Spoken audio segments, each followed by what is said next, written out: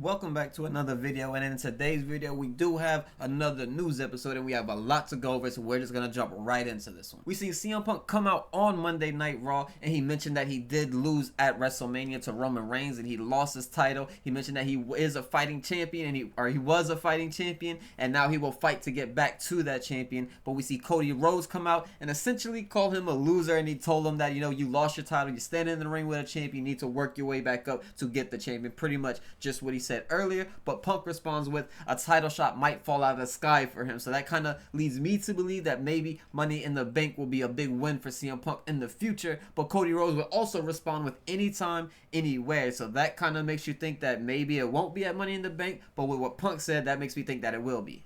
How things are looking for both men, who knows when this match will actually end up happening. This could be a setup for even next year's Mania, but as of right now, it doesn't look like Cody will be holding this belt for too much longer. It feels like somebody will end up taking this belt from him sooner rather than later, whereas CM Punk obviously doesn't have a title right now, so this could be a setup for next year's Mania. We could see one of these men pick up a title, or we could see Punk pick back up the world champion. We see these two clash at one of the Saudi shows where we see the two world champions clash with each other, so yeah, it should be a real interesting story. But I do like that we are keeping CM Punk back on TV. I'm glad he's not taking some time away to kind of recover from injuries, but I am a bit surprised that Cody did show up here. I know he is a champion, but obviously after what happened at Mania, getting punted, it did feel like we were going to see him away at least for a week or two to kind of sell the punt. Yeah, I'm kind of assuming they bought him on TV the very next day just so the people in the crowd and the TV could see the eye and things of that nature, because that kind of is the sell itself, is the eye. Obviously, they have a match or something. I feel like that would have completely broke it, but being that they wanted to just show off the eye, I feel like it's kind of valid for him to come back, and I didn't really mind it too much because it did show the pain that he went through and the struggle he went through and what he had to kind of endure going through a match with Randy Orton. But I obviously love this segment. I love that these two are kind of consistently having segments. We've seen them last year have an incredible back and forth promo with each other, and I do believe when he first signed a little bit after, they also had a back and forth promo with each other. So this has been something that they're kind of slowly building on, but it's definitely something I'm very excited for, because this is probably the biggest match you can do right now. It's CM Punk versus Cody Rhodes. And up next, we seen Javon Evans show up on screen backstage.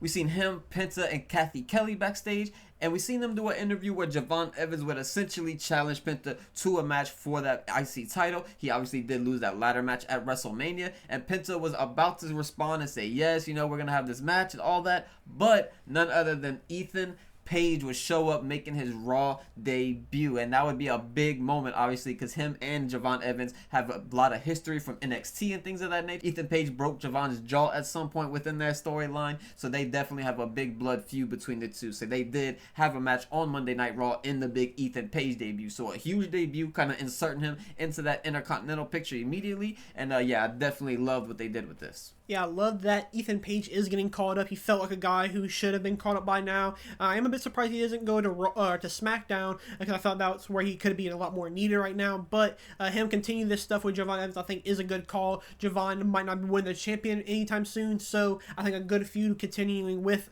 Ethan Page could be a good call for him to kind of waste some time probably before Money in the Bank. I'm sure Javon will be that Money in the Bank match, which he definitely could have a chance to win it all as well. And then on Monday Night Raw, we got the announcement finally that Royce Keys is officially a part of the Smackdown roster. Now, obviously, we kind of already knew that, but now it is official. It happened on screen, so you could look forward to seeing him more on SmackDown. And we actually did see him on this week's SmackDown with a little backstage promo, so hopefully we'll see him more so in ring. And the next segment will be a Liv Morgan Championship celebration segment where we see her and the Judgment Day that were in the ring, and they were kind of just doing exactly what I said, just celebrating, just talking their shit to the crowd and all that sort of stuff. And then eventually we seen Sol Ruka come out and make her debut, and it was a big surprise because she's in the middle of this big feud with Zarya at the moment, and we'll talk a little bit about her in a little bit as well after this. But Sol Ruka comes to the ring and she tells Liv Morgan, I've been a fan of you for a long time, your whole WWE run. I've really enjoyed watching you, and I've been a big fan. Just pretty much glazing Liv Morgan to the fullest. And then Liv Morgan responds with, well, you're no Liv Morgan. You're not me. You can't be me. And you should get out of the ring right now before something happens to you. And Sol Ruca responded with, I don't know why you're disrespecting me like this, but we can settle this right now in the ring. But Adam Pearce would come out and make the match official. And that match would be a banger match. This was one of the greatest women's matches we've seen on Raw this year. This was an incredible debut from Sol Ruca. They had a big moment where she does hit the Soul Snatcher. And it looked like she was about to get the win. But Zarya kind of costed her the match, threw her back in, and Liv Morgan ultimately picked up the win there. So kind of setting up a feud between everything that happened there. And then also literally the very next day, we seen Sol Ruca and Zarya have that big hardcore match. She falls off the top and unfortunately fell off the top and had that really bad fall where she hits her head on the table and only went through one instead of the 2 tables. But yeah, she seems like she's okay and looks like she'll be back relatively soon. But this big debut on Raw was amazing with Liv Morgan, and I absolutely loved the match, and it definitely showed that she could keep up with the best of the best. This felt like a very old school type of program where the younger baby faces kind of going up to this heel champion and kind of giving the respect that she did pave a way for people like Sol Ruca, and obviously the heel being who she is kind of says fuck you, I don't care about this like kind of kiss ass type of gimmick we're doing, but if you want to fight, let's do it. I am glad that Sol Ruca is able to kind of showcase after a big night like WrestleMania. I think this is a great place to showcase her. I don't know if she's officially called up just yet, but if she is, I think that is another good call. She feels like somebody who is more than ready to be called up and could be another top star that could be a world champion probably by the end of the year if we continue this stuff with Liv Morgan especially. And we also seen the return of Braun Breaker to Monday Night Raw. We've seen him attack Seth Rollins at WrestleMania where he does hit the spear during the Gunther match. But now he comes out and he says that he's still coming after Seth Rollins and it's not over yet. But we would see Seth Rollins come out with the steel chair, attack the entire Vision from behind. He starts kind of taking out everyone one by one. A little bit into the altercation, we seen Austin Theory kind of get the upper hand, put him down for a little bit. But the Street Profits would show up, come out, kind of fight out everyone. But it would leave Seth Rollins in the ring alone with Braun Breaker, which ultimately would lead into a big spear from Braun Breaker to Seth Rollins again and kind of put him down once again. So it was a big moment for Braun Breaker, big return for the Street Profits as well. The crowd were really into that return, so hopefully we do get some good tag team booking soon. But yeah, definitely a big exciting program coming up with Braun Breaker and Seth Rollins. And now onto that Roman Reigns and Jacob Fatu segment where we essentially seen Roman Reigns try to reunite the bloodline and the Usos and all that sort of stuff. Jacob Fatu would come out and essentially tell Roman, I want everything that you have. I want your championship. I want your money. I want your Hollywood roles. I want everything that you have. And Roman Reigns would basically tell him, you wait till next week because you're not ready yet. But you think about it and come back to me. So I don't know how to feel too much about Roman Reigns and going back into bloodline drama. It's something that I've kind of been wanting to get away from for a while. I know Roman Reigns has been gone for quite some time now, and it has been since we've seen him interact with a lot of these people. But I do feel like it would have been nice to kind of see him go down the path of the Gunthers and LA Knights or find somebody else before we get to those bigger matches. But Jacob Fatu obviously coming off the back of a big win over Drew McIntyre in that unsanctioned match. It does make sense for him to call his shot, but I do hope this isn't like a full-on reunion. I don't want to see the Usos and Jacob kind of tail Roman Reigns again because that only kind of holds themselves back, where Jacob, I think he can be a world champion in a few months. He can be the guy to beat Cody Rhodes. Randy Orton's not that man. So yeah, there's definitely things I would rather Jacob Fatu do, but if we do get a big match with him and Roman, I'm not too mad about it. I just hope it isn't dragged out for too long either. Now we're going on to some Friday Night Smackdown news where we've seen all of Fatal Influence debut on Friday Night Smackdown. It was a massive debut. We've seen them come in, break up the tag team match between Paige, Bree, and Charlotte and Alexa, and that got them a lot of heat. Then later on in the night, we seen Rhea Ripley come out, and she was kind of telling the roster, like, hey, this is my celebration. I'm going to be a fighting champion. I'm going to be here defending it every week, and I want to see who's going to be next. And then when she did that, we would have thought Charlotte would come out, Alexa Bliss would come out, but none other than JC Jane would come back out for a second time in the night, and she would have the most boos I might have ever heard on a Friday Night Smackdown. I've never seen a Friday Night Smackdown crowd interact like this. This was an incredible amount of heat that she got. I don't really know why she got this much heat from that crowd for breaking up that tag team match, but I'm so glad that it worked out because the girls definitely deserve it. They put in a lot of work in NXT. JC Jane been there for 4, 5,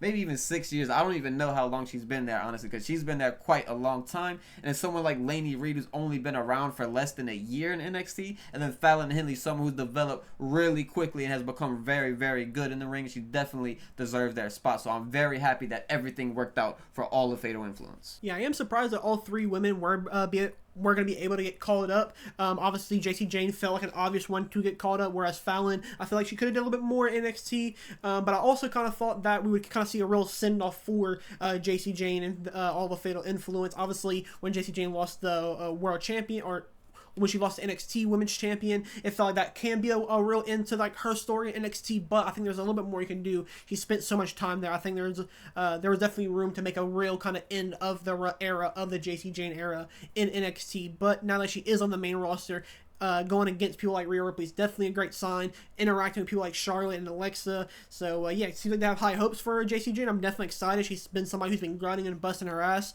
for quite some time now, and she finally gets to get some good rewards. And, yeah, I think she has a good and high future in SmackDown.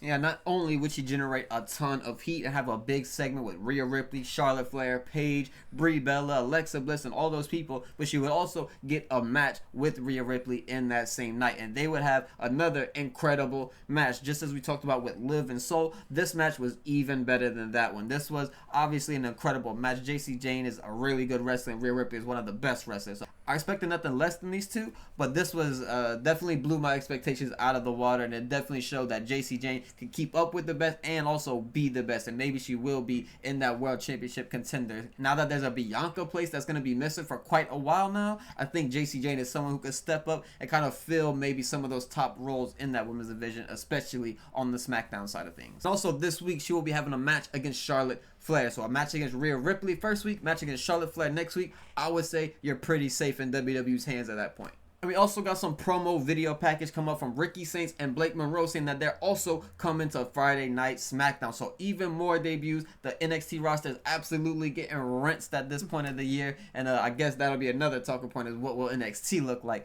But right now we have Ricky Saints and Blake Monroe debuting this week on SmackDown. So a very exciting thing. I think Blake Monroe is someone who obviously never needed to go to NXT in the first place. And honestly, the same thing with Ricky Saints as well. They both deserve to be on that main roster right from the gate. But I'm glad that they did kind of take that time, because I don't feel like their time would have I don't feel like they would have had a lot of time if they would have stepped in when they first signed. That is two big names added to the SmackDown roster. I think is very much needed. Ricky Saints, I think, is definitely going to be a top guy on the SmackDown scene. There's obviously not too much there's not too many people to kind of climb over in those rankings, but I do think she could go after the United States champion and dethrone the person who ended up winning the championship tonight. So yeah, definitely a lot of cool things for SmackDown now. Obviously, we lost a few people, but gaining a few bigger names along with Powerhouse Hobbs as well now. So yeah, SmackDown's looking a little bit better, but we'll see how much that actually pays off on screen. Yeah, and also, you mentioned it a little bit ago, but we've seen a U.S. title change with Julia and Tiffany Stratton, where Tiffany would win the U.S. title. And they would actually have probably Julia's best match as part of the main roster. I do believe she probably had a few better in NXT, but officially as part of the main roster, I do believe this was her best match. It was unfortunately in a loss and losing her title for the second time, but I guess we'll see what happens with her in the future, because I do think that there's a split with her and Kiana right now. Some kind of storyline setting her up for future matches. Seeing a new name getting added to this NXT roster is definitely going to be helpful, obviously, after we've just seen all these call-ups after following WrestleMania. So yeah, we definitely need to see some more names rise up and kind of show up on NXT now. So yeah, it's definitely be needed, and yeah, hopefully it goes well for whoever it is. But that is going to do it for the weekly recap. If you guys like these types of videos, let us know down in the comments below. Let us know what your favorite moment of the week was. And yeah, thank you guys for watching. If you haven't already, make sure you leave a like and subscribe to the channel. And we will see you guys in the next one.